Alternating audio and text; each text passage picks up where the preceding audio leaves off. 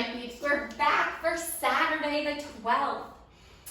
Dead knee is on the table for today. Now this is the second longer effort in a row.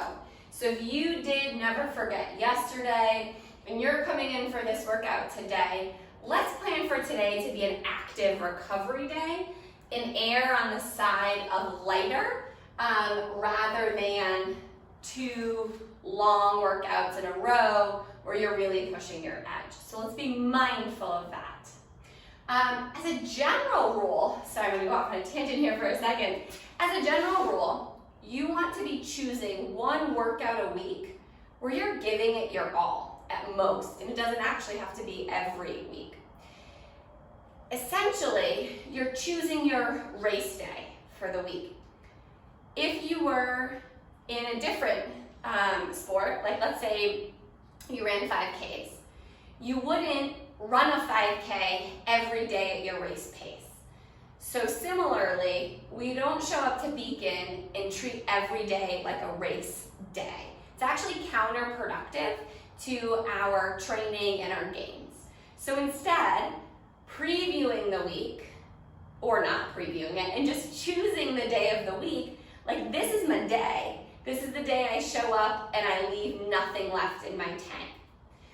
That means the rest of the days of the week are your training days. So you're showing up and you're giving it about an 80% effort, or maybe even a little less. If it's an active recovery day, your goal is to simply move. You're not trying to PR, you're not trying to beat anyone, you're purposefully perhaps going lighter or at a more moderate pace than usual. So, tangent over.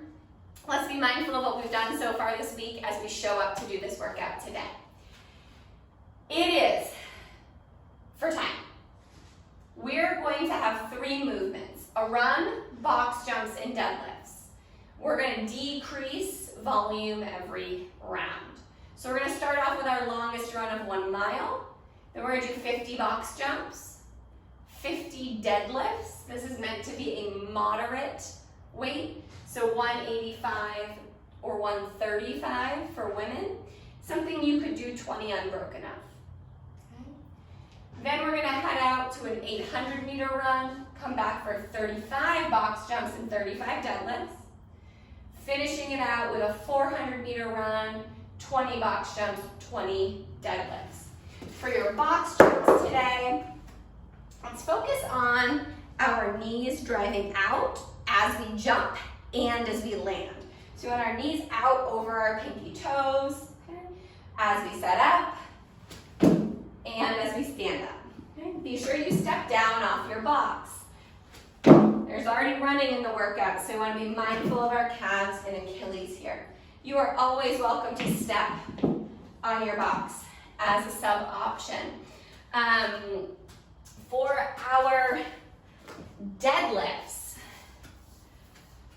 as we get set up for our deadlifts, we want to make sure we feel tension in our posterior chain. We want to make sure that from our head to our tailbone is one long neutral line. We don't want any of these breaks happening. Okay. So from here, okay, standing up, we want to get the shoulders over the heels and the hips open. And heading down. In our setup position, we want to make sure our hips are between our knees and our shoulders. We don't want our hips, see if I can even do it. We don't want our hips way down by our knees, but we also don't want our hips way up high by our shoulders. Okay. We want our hips to be in the middle. This is going to allow us to access our posterior chain. For home gym, we're going to take a little different spin on this. If you don't have access to a box, you might. I do. Well, don't tell Mike, it's a coffee table he's in the middle of refurbishing. So it's super solid, super sturdy, it's jumpable without being concerned for safety. If you don't have access to something to jump or step onto, instead we're going to do sit-ups. I wanna make sure you grab a pillow for this, okay? You can do your sit-ups as butterfly sit-ups, okay? Making sure you're sitting tall at the top, shoulders all the way down. You could do these as anchored sit-ups. Okay? Feet squeezing an object, oops, or feet underneath an object like a couch.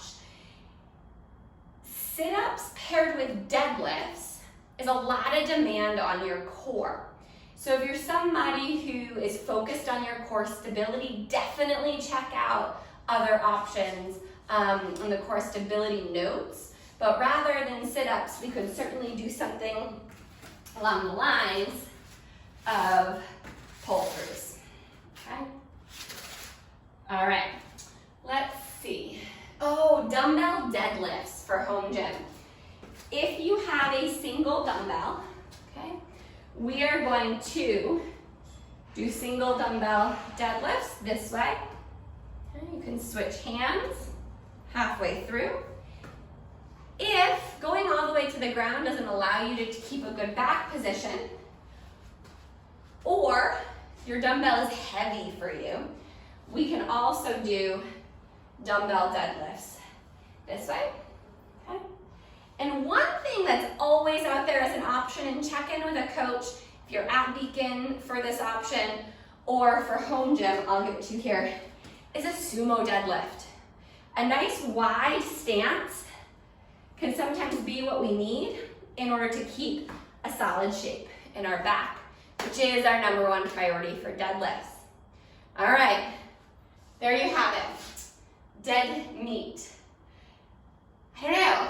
I think I'm gonna hit this one, and I think I will probably be dead meat by the end of it. Here we go, let's get it.